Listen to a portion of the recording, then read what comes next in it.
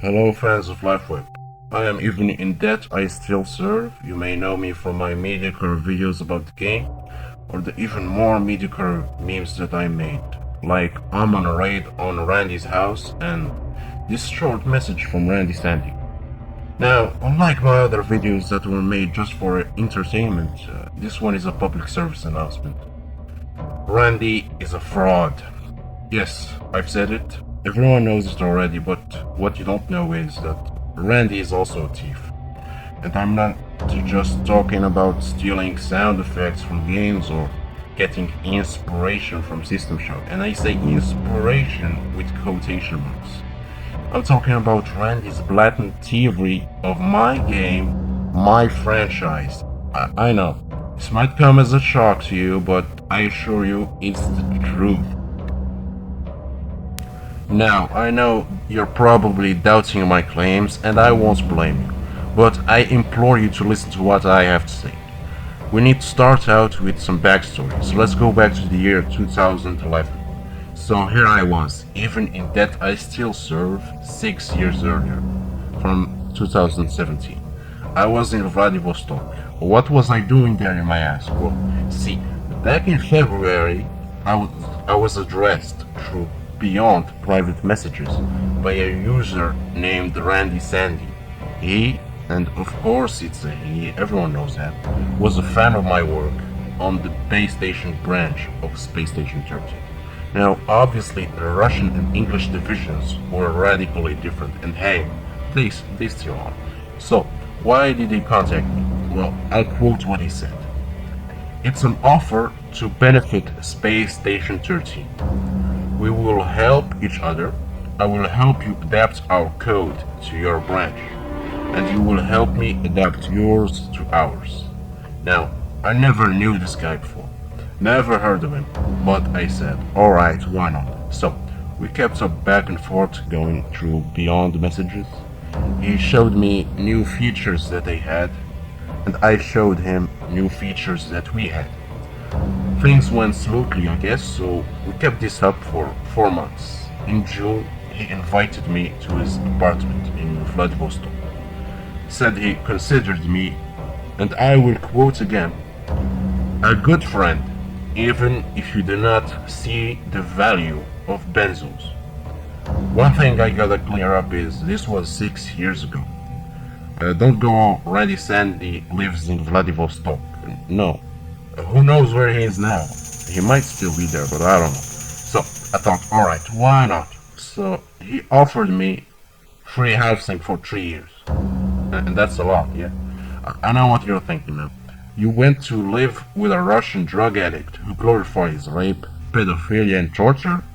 What the fuck is wrong with you? This was back when Randy's obsessions were still tame, you could say.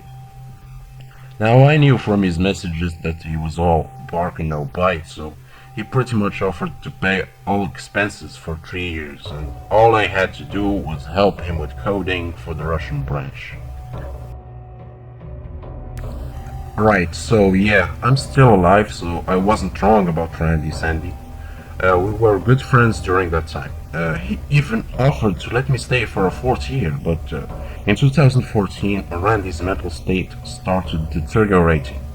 I'm glad that I didn't stay any longer, honestly. So, anyways, in 2012, he told me, Ishmael, we could do better. Let us become independent. So yes, my name is Ishmael. And what was he talking about, you may wonder? Well, it's Lifeweb. Yep. I worked for 2 years on Lifeweb. 2 goddamn years. 2 years I've spent perfecting a game to revolutionize SS13 as we know it. Now let me tell you this. Lifeweb used to be in English and intended to be released to an English audience. Why do you know it as a Russian creation then? In 2014, when I went back home after that, Randy received a donation from an administrator on Animus Station 13. How much? Around 30,000 rubles. The only reason I know this is because Randy sent me one last message on Beyond. I have been paid $500 to relocalize my baby. It is a shame you will not see any of the money. A year after, in 2015, he realized how much his creation had failed. Its player base pitiful and its gameplay bland and stagnant. He knew that he made a mistake and started translating his game, or should I say my game, back to English.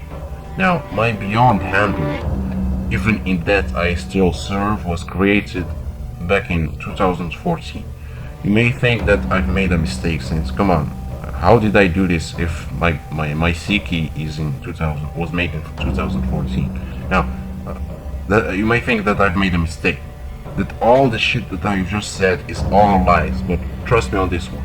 Until the moment I upload this video and the truth is released for all to see and hear, Randy Sandy does not know that I, even in that I still serve, am the one who helped him shape Lifeweb to what it is.